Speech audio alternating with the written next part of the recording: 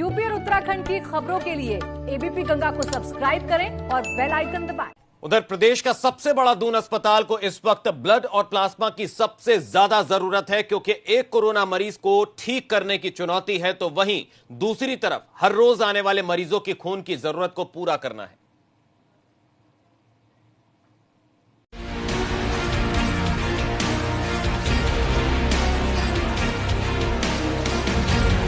Corona काल के बीच दून का सबसे बड़ा अस्पताल खून की कमी से जूझ रहा है। मेडिकल कॉलेज में इन दिनों खून की भारी कमी है, क्योंकि कोरोना की वजह से नियमित रक्तदान करने वाले डोनर भी डर रहे हैं। खून की कमी से जूझ रहा सबसे बड़ा अस्पताल।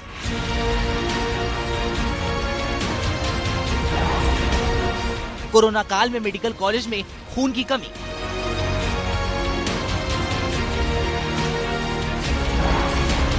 कोरोना की वजह से रक्तदान से घबरा रहे लोग।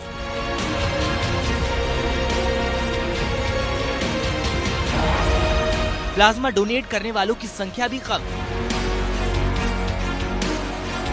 सामान्य दिनों में मेडिकल कॉलेज का ब्लड बैंक डोनर और जरूरतमंदों से भरा रहता था, लेकिन कोरोना संक्रमण का खतरा बढ़ते ही ब्लड बैंक में आने वाले डोनर्स की संख्या काफी कम हो गई है, जिसकी वजह से जरूरतमंदों को उनकी जरूरत के हिसाब से खून नहीं मिल पा रहा है। केवल ब्लड की कमी ही नहीं, बल्कि कोरोना काल में सबसे महत्वपूर्ण भूमिका निभाने वाला प्लाज्मा भी मेडिकल कॉलेज में पर्याप्त संख्या में नहीं है। दून अस्पताल में प्लाज्मा डोनेट कर कोविड के मरीजों के इलाज करने के लिए व्यवस्था बनाई गई थी, लेकिन कोरोना से ठीक हुए मरीज बहुत कम संख्या में ही प्लाज्मा डोनेट कर रहे हैं, जिसकी वजह से कोरोना मरीजों के इलाज में भी काफी दिक्कतें आ रही हैं। इन हालातों से निपटने के लिए दून अस्पताल लोगों से ब्लड और प्लाज्मा डोनेट करने की अपील कर रहा है। कोरोना के नाते ब्लड डोनेट करने काफी कम लोग आ रहे हैं, तो कई बार ब्लड की एक्यूट इमरजेंसी पड़ जाती है हम लोग को। दूसरा प्लाज्मा थेरेपी, उसमें भी कई बार प्लाज्मा नहीं मिल पाता है एक मरीज के लिए।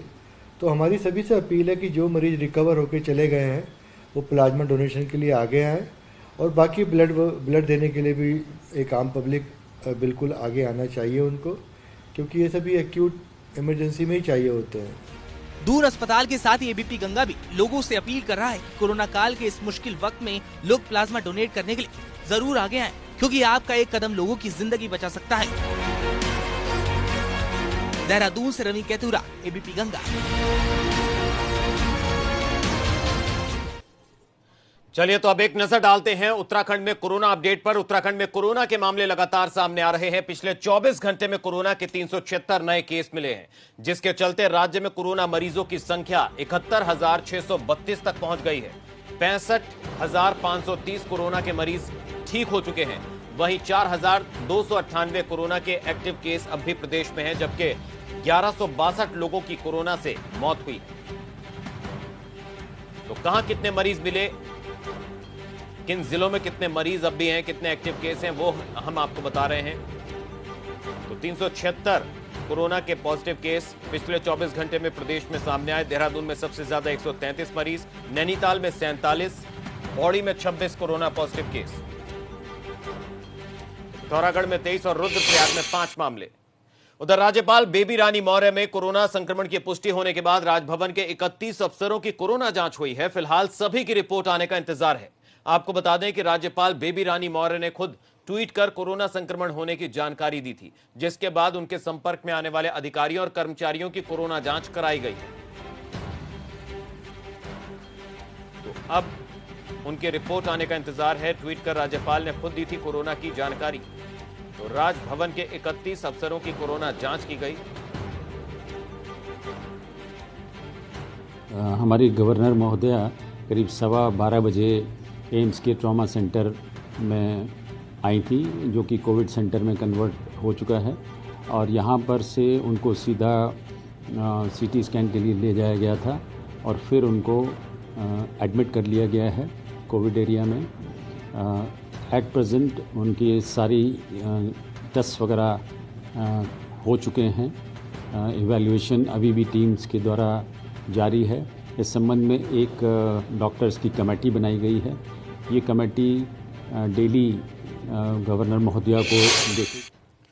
उधर रामपुर में कोविड-19 का प्रकोप तेजी से अपने पैर पसार रहा है, जहां सरकार की ओर से लॉकडाउन और कुछ गाइडलाइंस जारी करने पर कुछ हद तक रोक लगी थी, वहीं वापस कोविड-19 मरीजों की संख्या में विस्तार हो रहा है।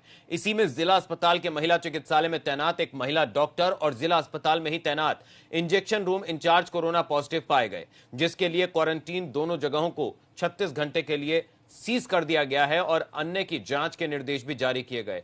ज्ञात रहे कि इससे पहले भी सीएमओ डॉक्टर सुबोध कुमार के अलावा कई अन्य डॉक्टर और स्टाफ भी कोरोना पॉजिटिव पाए जा चुके हैं।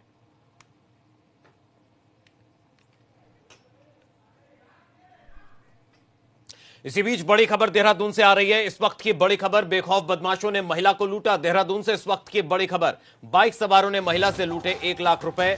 तहसील चौक पर बदमाशों ने महिला का बैग छीना। इस वक्त की बड़ी खबर राजधानी देहरादून से, जहां बाइक सवारों ने महिला से लूटे 1 लाख रुपए। तहसील चौक पर बदमाशों ने महिला का छीना बैग, महिला से लूट। बेखौफ बदमाशों ने महिला को लूटा। महिला के पास से 1 लाख रुपए। तहसील चौक पर बदमाशों ने महिला का बैग छीना। और ज्यादा जानकारी के लिए, अपडेट के लिए रुक करेंगे सहयोगी रवि केंद्रा हमारे साथ फोन लाइन से जुड़ चुके हैं देहरादून से। रवि, कब और कैसे बेखौफ बदमाशों ने इस वारदात को अंजाम दिया, क्या अब तक कोई खुलासा हो पाया? लवी, बिल्कुल कुछ ही देर पहले की सूचना है जहाँ पर ये लूट हुई है, और ये लूट हुई है तहसील चौक पे, जो बहुत व्यस्तम बाजार से निकलने वाला एक इलाका है। और महिला की जो अपनी ज्वेलरी खरीदने के लिए इस बाजार, पलटन बाजार में जा रही थी, और वहीं पर जो है बदमाशों ने पर्स लूट लिया और करीब 1 लाख रुपए बताए जा रहे हैं जो महिला के पर्स में थे। इसकी सूचना पुलिस को दे दी गई है, और पुलिस से जो अभी तक की जानकारी है वो ये है कि जल्द ही मामले में जो बदमाश हैं जिन्होंने इस पर्स को लूटा है वो पुलिस की गिरफ्त में होंगे। लेकिन अभी तक पुलिस की गिरफ्त से बदमाश बाहर है, उनकी धरपकड़ की जा रही है।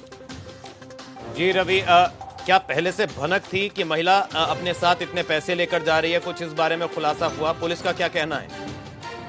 जी, निश्चित तौर पर देखिए, जैसे आजकल जो बाजारों की तरफ लोग खरीदारी करने जा रहे हैं, तो इसी को देखते हुए इस तरीके से पहले कुछ ना कुछ रैकेट की गई होगी बदमाशों के द्वारा, और उसके बाद जी रवि, को अंजाम दिया गया। चलिए, बहुत बहुत शुक्रिया रवि इस तमाम जानकारी के लिए, अपडेट देने के लिए।